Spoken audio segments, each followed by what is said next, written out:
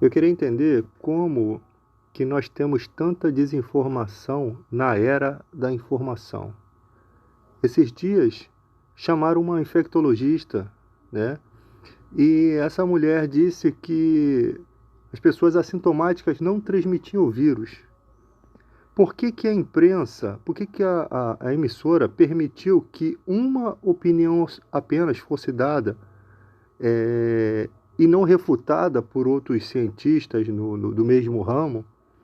Se você tem uma Organização Mundial da Saúde, como que uma pessoa vai vir com uma opinião diferente da Organização Mundial da Saúde? Ela vai deixar sua opinião, não será refutada no ar, né, por outra pessoa que tenha o mesmo gabarito dela ali. Não estou falando de achismo, estou falando de pessoas que têm conhecimento também da área, que estudam, que têm o mesmo diploma dessa mulher. E ali, com toda essa era da informação, a pessoa te desinforma na TV, acaba-se o jornal, as pessoas ficam desinformadas por um período de tempo e elas só vão ser informadas no outro dia, ou daqui a 2 dias, no outro jornal que muitas pessoas desinformadas não vão ver e vão ficar levando essa desinformação para outras pessoas. Então, isso daí como que a pergunta que eu faço é a seguinte: como que vivemos em um país na era da informação no mundo todo, se há tanta desinformação? E quando há verdadeira informação, há o desrespeito à informação verdadeira. Esse país é complicado, porque as pessoas não respeitam o diploma dos outros.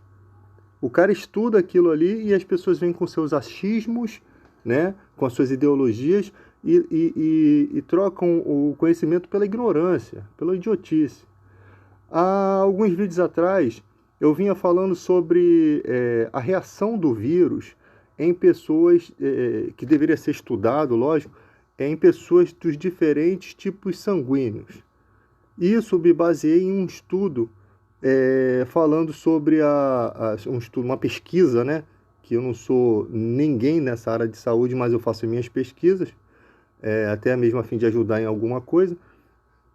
Então, baseado em pessoas que tinham a malária, né? E foi descoberto que pessoas do tipo O, elas tinham mais resistência à malária. E porque o tipo O já vem de uma carga genética mais antiga, então ela tinha mais proteção nesse sentido. Então, baseado nisso, poderia ser utilizado isso também sobre a Covid. Existe um estudo que eu não lembro se chama-se caixa de Pandora, que é uma caixa onde os cientistas, as pessoas, elas precisam descobrir o que tem dentro da caixa, né? E utilizar a tecnologia da época. Você pode usar ultrassom, você pode usar luzes, você pode usar raio-x, e você tem que identificar o que tem dentro daquela caixa, né? E é lógico que isso existiu também numa época em que não tinha ultrassom, nada disso. Então se faziam vários experimentos para que se identificasse o que tem dentro da caixa. Isso é a mesma coisa que se faz para você desenvolver algo na questão científica. Você tem que estudar o vírus, as suas reações, em quais indivíduos essas reações ocorrem, porque nós temos diferentes indivíduos. Como que é a reação do Covid em quem tem um cromossomo a mais, ou quem tem um cromossomo a menos, em quem é acéfalo, em quem é hermafrodita, em quem tem um tipo sanguíneo diferenciado, como o efeito Bombaim ou o sangue dourado. Então, tudo isso é uma caixa que você está estudando os efeitos do vírus sobre aquela situação até chegar a um estudo que você possa dali, a partir dali, descobrir se há alguma proteína, né, que possa neutralizar e transformar as pessoas em pacientes assintomáticos. Ou seja, o vírus não tem reação porque há alguma coisa no organismo dela. Como que é a reação do vírus no diabético? O que acontece com o diabético que tem o vírus? A glicose aumenta, diminui, se mantém, o remédio faz efeito, não faz efeito.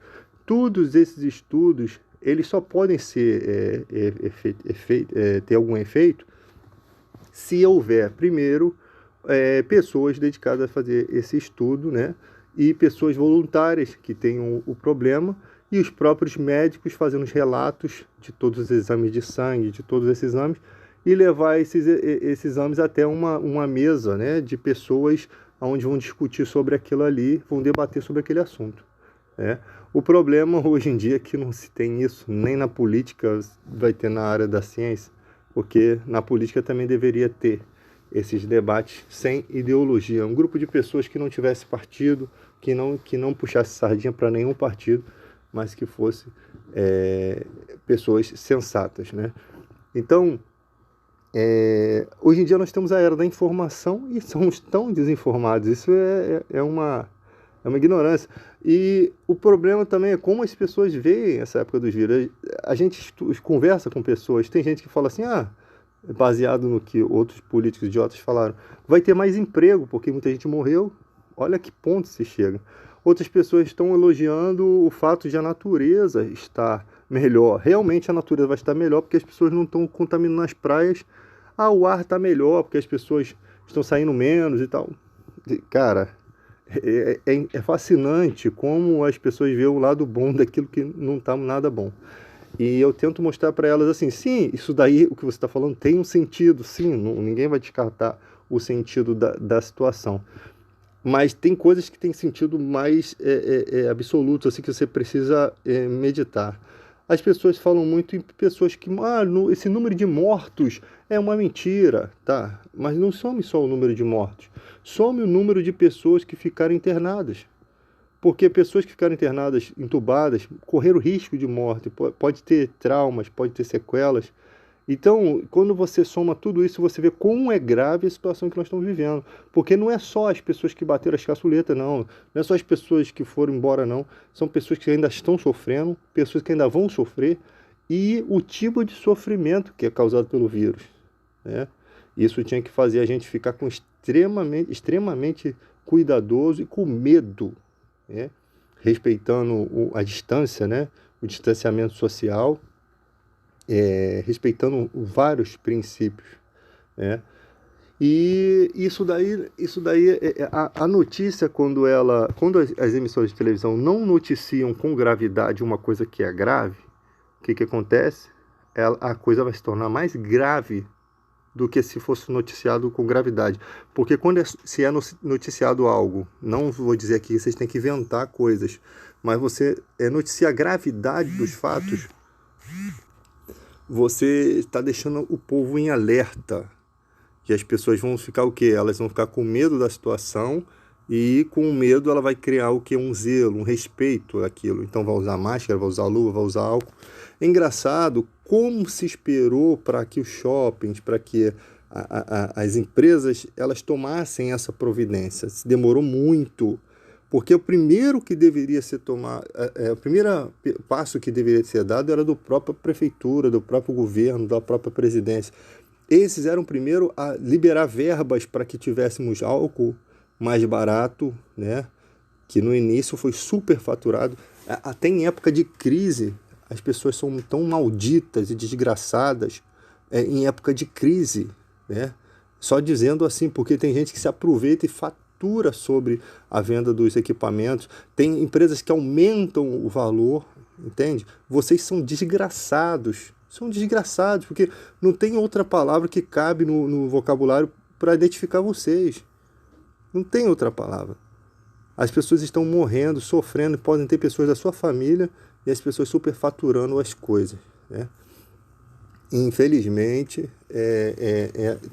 toda vez é essa palhaçada. E quando que nós vamos aprender que quando uma situação se torna o básico para a vida, ela tem que ser mais barato, até porque para impedir que essas pessoas façam isso. Então quem tinha que tomar a frente disso era o governo, a prefeitura e a presidência e todos os políticos lá, né? Retirando imposto de certas coisas para que os insumos chegassem mais em conta. Tudo isso poderia ser feito muito rápido, né? E isso seria gracioso diante do povo. Se querem mitos, esses que eu chamo de mito, esses daí que a gente bate palma, porque isso que é ser mito, é você fazer algo que você não fez por ideologia, mas você fez simplesmente por respeito à vida e por respeito às pessoas. Então, é esse ponto que a gente precisa chegar no nosso país. É nisso que a gente tem que pensar, que a partir de agora, e se surgirem outras doenças, né?